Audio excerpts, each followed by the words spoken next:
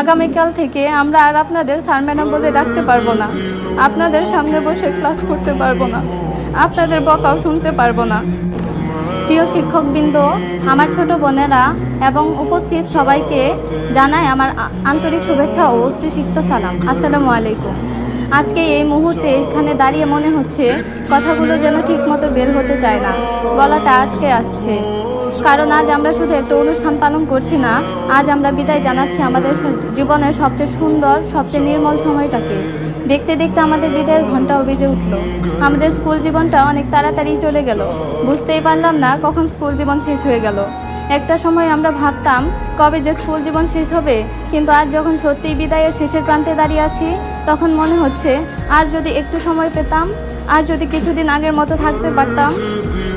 একটা সময় ছিল যখন আমরা সহপাঠীরা মিলে কত কিছু করেছি। ক্লাসে স্যারদের থেকে লুকিয়ে লুকিয়ে গল্প করা, খাওয়া দাওয়া, দুষ্টুমি করা। আজ মনে হচ্ছে সেই মুহূর্তগুলোই ছিল আমাদের জীবনের সবচেয়ে বড় সুখ। তবে আজ ভাবতে কষ্ট হচ্ছে, আমি আর কখনো বলতে পারবো না আমি ওয়ারশি উচ্চ বালিকা বিদ্যালয়ের একজন শিক্ষার্থী। আমাকে বলতে হবে আমি ওয়ারশি উচ্চ বালিকা বিদ্যালয়ের একজন শিক্ষার্থী ছিলাম। আর কখনো বলতে পারবো না এই বিদ্যালয়ের মাঠে আমরা আড্ডা দিই। এখন আমাদের বলতে হবে আমরা এই বিদ্যালয়ের মাঠে বসে আড্ডা দিতাম।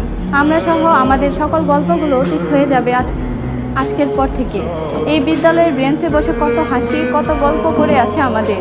হয়তো আজকে আমরা চলে যাব, কিন্তু এই জায়গাগুলো কখনো ভুলবো না।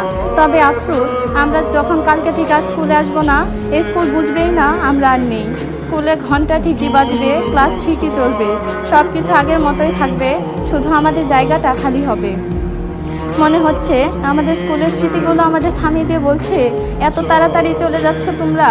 আমাদের শিক্ষকবৃন্দ, আজকে বিদায়ের এই মুহূর্তে আপনাদের সামনে দাঁড়িয়ে আসলে আমাদের কোনো ভাষা নেই। কারণ ধন্যবাদ শব্দটা খুব ছোট, আর আপনাদের প্রতি আমাদের কৃতজ্ঞতাটা অনেক বড়। আপনারা আমাদের শুধু পড়াননি, আমাদের মানুষ বানিয়েছেন।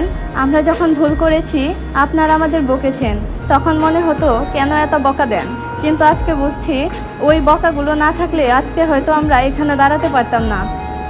স্যার ম্যাডাম, আমরা হয়তো অনেক সময় আপনাদের কষ্ট দিয়েছি, ক্লাসে মন দেইনি, কথা শুনিনি, অবাধ্য হয়েছি। আজকে বিদায়ের দিনে একটা কথাই বলতে চাই, আমাদের ক্ষমা করে দেবেন আপনারা। তবে আপনাদের আর আমরা কখনো জ্বালাবো না, চলে যাচ্ছি আমরা। তবে দুঃখ হচ্ছে আগামীকাল থেকে আমরা আর আপনাদের স্যার ম্যাডাম বলে ডাকতে পারবো না। আপনাদের সামনে বসে ক্লাস করতে পারবো না, আপনাদের বকাও শুনতে পারবো না।